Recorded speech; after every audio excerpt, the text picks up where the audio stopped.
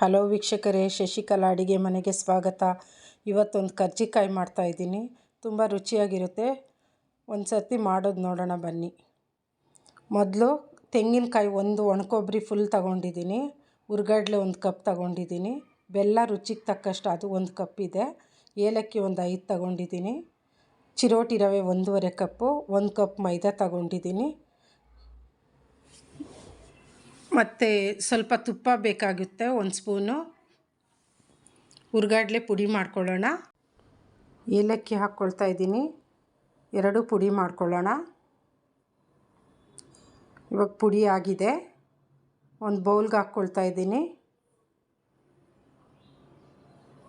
ಇವಾಗ ಬೆಲ್ಲ ಕೂಡ ಪುಡಿ ಮಾಡ್ಕೋಬೇಕು. ಬೆಲ್ಲದ ಪ್ಲೇಸಲ್ಲಿ ನೀವು ಸಕ್ಕರೆ ಕೂಡ ಹಾಕ್ಕೊಂಡು ಪುಡಿ ಮಾಡಿ ಮಿಕ್ಸ್ ಮಾಡ್ಕೋಬೋದು. ನಾನಿಲ್ಲಿ ಬೆಲ್ಲ ಬಳಸ್ತಾ ಇದ್ದೀನಿ. ಅದು ಕೂಡ ಮಿಕ್ಸಿಂಗ್ ಬೌಲ್ಗೆ ಹಾಕ್ಕೊಳ್ಳೋಣ. ಇವಾಗ ಒಣಕೊಬ್ಬರಿ ಪುಡಿ ಮಾಡಿರೋದು ಹಾಕ್ತಾಯಿದ್ದೀನಿ. ಎಲ್ಲ ಪುಡಿಗಳು ಹಾಕ್ಕೊಂಡ್ರೆ ಚೆನ್ನಾಗಿರುತ್ತೆ. ಎಲ್ಲ ಮಿಕ್ಸ್ ಮಾಡ್ಕೋಬೇಕು. ಕ್ಲೀನಾಗಿ ಬೆಲ್ಲ ಎಲ್ಲ ಕ್ಲೀನಾಗಿ ಮಿಕ್ಸ್ ಮಾಡಿದ್ಮೇಲೆ ಎಳ್ಳು ಒಂದು 2 ಸ್ಪೂನ್ ತಗೊಂಡು ಚಟ್ಪಟ್ ಅಂತ ಸೌಂಡ್ ಬರೋವರೆಗೂ ಹುರ್ಕೊಳ್ತಾ ಇದ್ದೀನಿ. ಹುರಿದಿದ ನಂತರ ಮಿಕ್ಸಿಂಗ್ ಬೌಲ್ಗೆ ಹಾಕ್ಕೊಳ್ತಾ ಇದ್ದೀನಿ. ಗಸಗಸೆ ಒಂದು 2 ಸ್ಪೂನ್ ತಗೊಂಡಿದ್ದೀನಿ. ಅದು ಕೂಡ ಸ್ವಲ್ಪ ಚಟ್ಪಟ್ ಅಂತ ಸೌಂಡ್ ಬರಬೇಕು, ಅಲ್ಲಿವರೆಗೂ ಬಿಸಿ ಮಾಡ್ಕೊಬೇಕು ಅದನ್ನು. ಇವಾಗ ಆಗಿದೆ. ಬೌಲ್ಗೆ ಹಾಕ್ಕೊಳ್ತಾ ಇದ್ದೀನಿ. ಎಲ್ಲ ಹಾಕಿ ಮಿಕ್ಸ್ ಮಾಡಬೇಕು. ಎಲ್ಲ ಕಡೆ ಕ್ಲೀನಾಗಿ ಮಿಕ್ಸ್ ಆಗೋ ಥರ ಮಿಕ್ಸ್ ಮಾಡ್ಕೋಬೇಕು. ಇವಾಗ ಒಂದು ಬೌಲ್ ತಗೊಳ್ತಾ ಇದ್ದೀನಿ. ಅದಕ್ಕೆ 1.5 ಕಪ್ ಚಿರೋಟಿ ರವೆ ಹಾಕ್ಕೊಳ್ತಾ ಇದ್ದೀನಿ. 1 ಕಪ್ ಮೈದಾ ಹಾಕ್ಕೊಳ್ತಾ ಇದ್ದೀನಿ. 1 ಚಿಟಿಕೆ ಉಪ್ಪು ಹಾಕ್ಕೊಂಡು 1 ಸ್ಪೂನ್ ತುಪ್ಪ ಹಾಕ್ಕೋಬೇಕು. ಎಲ್ಲ ಹಾಕಿ ತುಪ್ಪ ಎಲ್ಲ ಕಡೆ ಮಿಕ್ಸ್ ಮಾಡ್ಕೋಬೇಕು.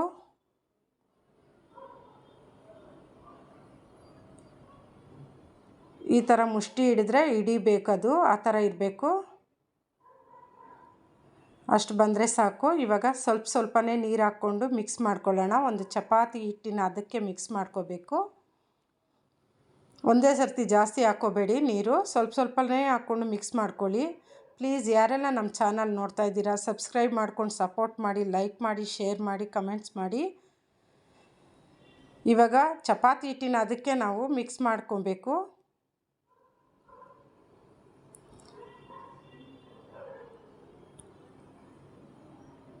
ಸ್ವಲ್ಪ ಮೆತ್ತಗೆ ಮಿಕ್ಸ್ ಮಾಡ್ಕೊಳ್ಳಿ. ರವೆ ಆಗಿರೋದ್ರಿಂದ ನೀರು ಹೀರ್ಕೊಳ್ಳುತ್ತೆ.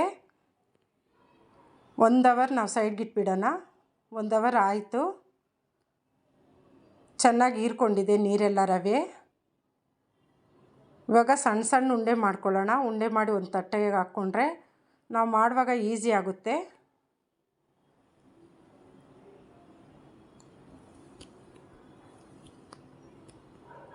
ಇವಾಗ ಆಗಿದೆ. ಇವಾಗ ಪ್ರೆಸ್ಸರ್ ಮಿಷಿನ್ ತಗೊಂಡಿದ್ದೀನಿ, ಕರ್ಜಿಕಾಯ್ದು.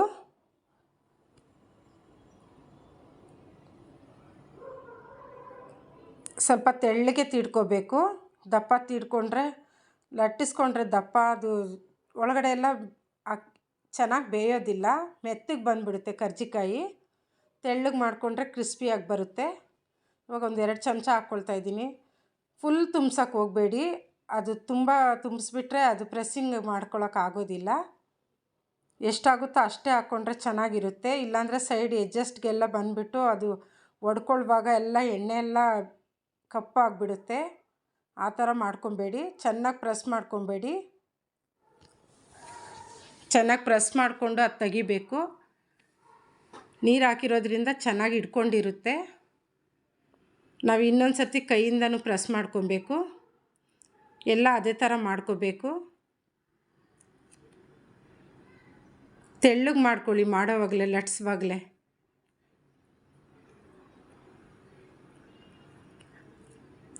ದಪ್ಪ ಬಂದರೆ ಕ್ರಿಸ್ಪಿನೆಸ್ ಬರಲ್ಲ, ಅದಕ್ಕೋಸ್ಕರ ಹೇಳ್ತಾ ಇದ್ದೀನಿ. ತೆಳ್ಳಗೆ ಮಾಡಿಕೊಂಡ್ರೆ ಕ್ರಿಸ್ಪಿಯಾಗಿರುತ್ತೆ. ನೀರು ಹಾಕಿ ಪ್ರೆಸ್ ಮಾಡ್ಕೊಬೇಕು, ಅದು ಹಿಡಿಯುತ್ತೆ ಕರೆಕ್ಟಾಗಿ.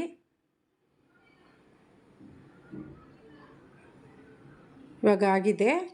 ಕೈಯಿಂದ ಮಾಡೋದೊಂದು ತೋರಿಸ್ತೀನಿ ನಾನು. ಮಿಷಿನ್ ಇಲ್ಲ ಅನ್ನೋರು ಕೈಯಿಂದನೇ ಪ್ರೆಸ್ ಮಾಡ್ಕೊಬೋದು. ಮಿಷಿನ್ ಅವಶ್ಯಕತೆಯೇ ಬೇಡ.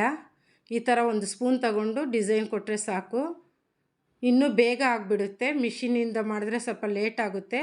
ನಾವು ಕೈಯಿಂದ ಮಾಡೋದು ಇನ್ನೂ ಬೇಗ ಆಗುತ್ತೆ, ನೋಡೋಕ್ಕೂ ತುಂಬ ಚೆನ್ನಾಗಿರುತ್ತೆ. ಈ ಥರನೇ ಎಲ್ಲ ಮಾಡಿಕೊಂಡ್ರೆ ಒಂದೊಂದಾಗಿ ಬಿಡೋದು 4 ಬಿಡ್ತಾಯಿದ್ದೀನಿ ನಾನು. ನಮ್ಮ ಬಾಣಲಿ ಎಷ್ಟು ಇಡಿಸುತ್ತೋ ಅಷ್ಟು ಕರೆಕ್ಟಾಗಿ ಮಾಡ್ಕೊಳ್ಳಿ. ಹೆಚ್ಚಿಗಾದರೂ ಕೂಡ ಅದು ಬೇಯಲ್ಲ.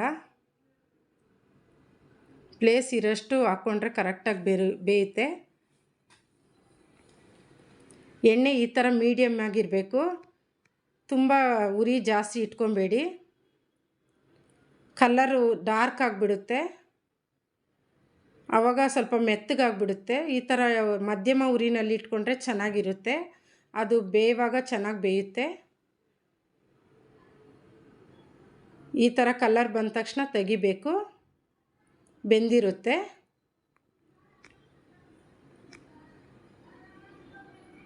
ತುಂಬ ಬೇಗ ಆಗೋಗುತ್ತೆ. ಅರ್ಧ ಗಂಟೆ ಟೈಮ್ ಇದ್ದರೆ ಸಾಕು.